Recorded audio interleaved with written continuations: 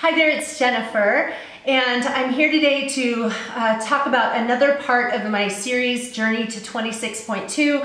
I'm planning to do a full marathon as a walker in January of 2016. I've actually done 19 half marathons and 4 full marathons, but my last full marathon was more than 5 years ago. And so I also feel like I'm sort of starting from scratch. I would recommend you watch my first video in this series, just called the intro, to tell you a brief history of how I got into this whole thing and also why I feel like I'm starting over.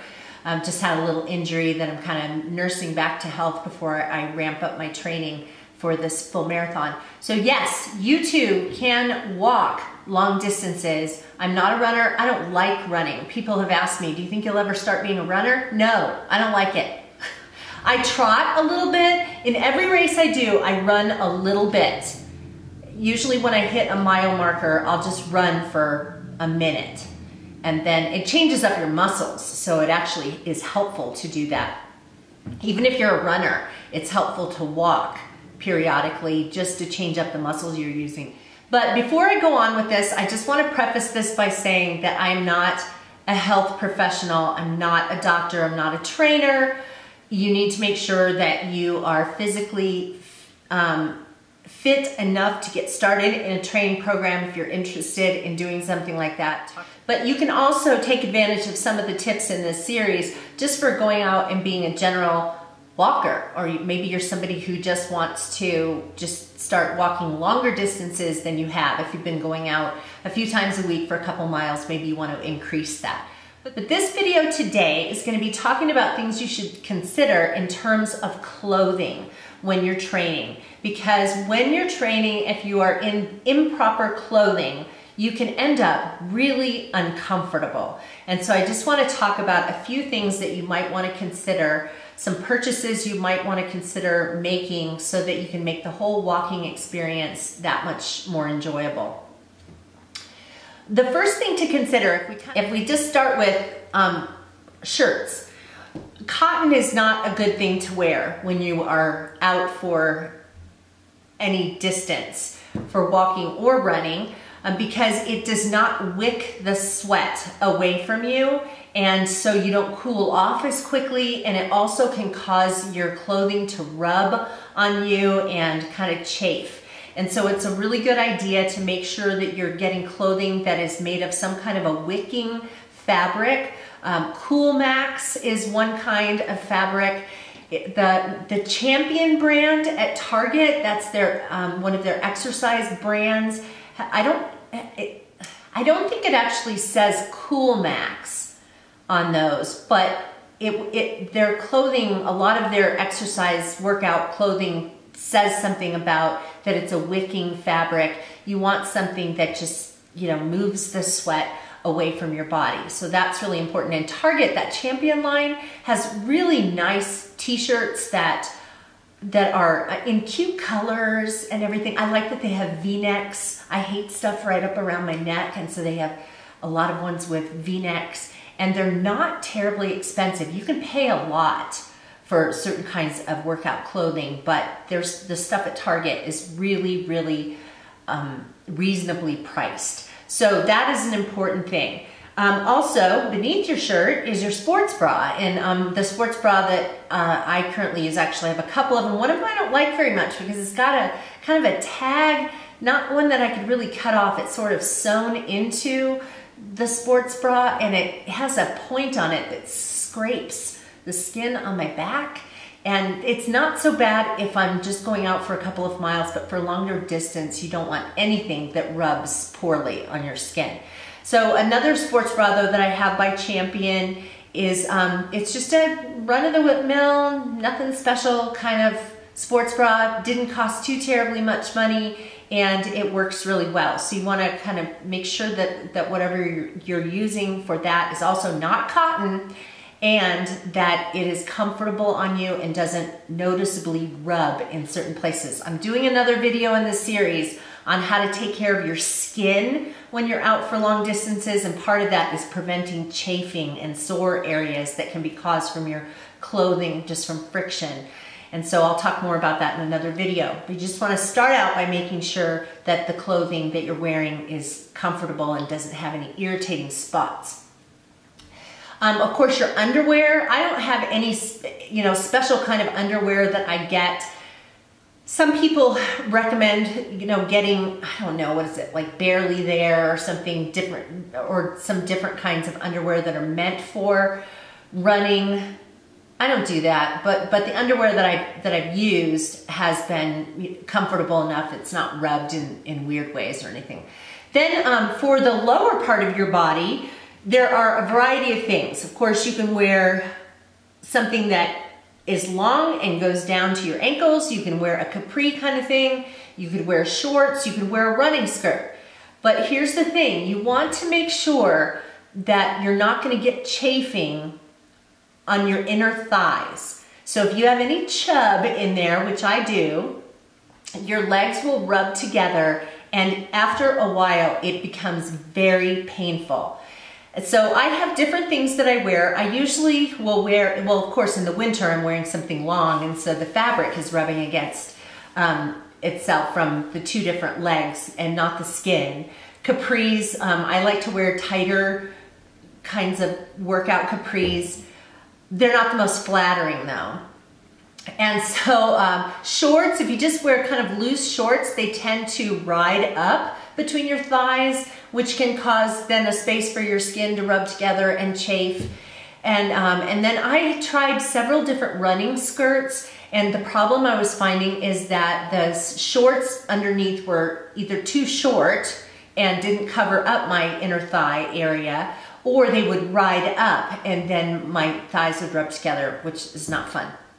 But recently I discovered a couple of running skirt companies. There's one that's called runningskirts.com. I will link all of this information over on my blog at BusyBeingJen.com. And then there's another called Sparkle Skirts. They have these cute little skirts, all different kinds, different colors, different patterns. Underneath they have shorts that are longer, and they have a sort of a band around the leg that holds them in place. Because even if you get a longer short underneath a running skirt, if they don't have something that grips onto your legs, they can ride up and then become really uncomfortable. So I got a couple of running skirts from runningskirt.com. I'm not sure if it's runningskirt.com or runningskirts.com. I got a couple of skirts from them, and also one that's a running skirt that has a capri that comes out of it. They're really cute. They're comfortable. They don't ride up. They have nice little pockets where you can put different things. So that's great. And the bonus in all of it is because they have a skirt, it kind of covers up some of those unflattering, possibly jiggly areas of your thighs that show up a lot when you just wear a tight workout capri or shorts or something like that. So you just want to make sure that whatever you're wearing is comfortable and won't cause any discomfort on your skin. Of course, if it's cute, that helps too. But then the next thing to think about as we're moving down our bodies is our socks. Cotton socks are not good. When I was training for my first half marathon, believe it or not, when I got up to just 6 miles, I was rubbing blisters. And the lighting is changing here. I'm turning yellow, sorry. But anyway, just up to 6 miles was rubbing blisters on my feet. And that was just because cotton socks are just not good for that. And they don't wick sweat away. And so you want to make sure that you get what is called a high performance sock or a performance sock. And so if you go, Target sells these. They have these different ones, and what is that one called? Something dry. I don't know. But they're socks that are meant for exercise, and they do keep the sweat from just kind of hanging around right on your feet, and they prevent blisters. There's one brand I think called Blister Resistor, and but you can pay a lot of money for a good pair of socks. But I've just found that Target has really good things. And so you want to experiment with those things. The other thing is you do not want to try anything new on race day. So if you have been training in a certain outfit or maybe a certain combination of outfits, those are the things you should wear on race day. A lot of races will give out a t-shirt, and I see thousands of people at these races wearing their race t-shirt that they got the day before for the race, which is really not recommended because you don't know how that thing is going to wear on your skin. You don't know if there's a weird seam or a tag or something that's going to be bothersome while you're out there. So save the race t-shirt for wearing afterwards when you're celebrating that evening, or to show off to all your friends later on that you did a race. But don't wear anything that you have not already tried out, especially for long distances, because I'm telling you, there was a pair of workout pants that I'd been using to walk 5-6 miles, no problem. And then as I was training for a full marathon, I got up to about 10 miles, and that seam, one of the seams was rubbing on my legs so badly, it was just burning. Thankfully, I was only about a mile from my house, so I was able to wobble back home and change into something else, but I realized that was not a good idea. That was not a good thing to wear. So of course, shoes are something to consider, and I'm going to talk more about shoes in another video. So you just need to make sure that you have a decent pair of shoes that works well for your feet and for the way you walk, and there are specific things and places where you can go to find out about your foot strike and how you walk and the best kind of shoe for you. So we'll talk about that in another video. Also, if we're talking about hair, I usually use a hairband that is one that is meant to kind of hold tightly in your hair. So something that holds your hair back. If you have bangs that are going to fall down and bug you, something to hold your hair back or clip your hair back. I use a headband that's by a company called Sweaty Bands, and they're really nice because they grip onto your hair and hold your hair back, but they don't give you a headache. Certain kinds of headbands can hold onto your head so tight that it ends up hurting. Maybe it's not for wearing them for, you know, just going out for a couple of miles, but you get out there for several hours and it just gives you a headache. So you want to check and make sure that whatever you're using on your head is also going to be comfortable.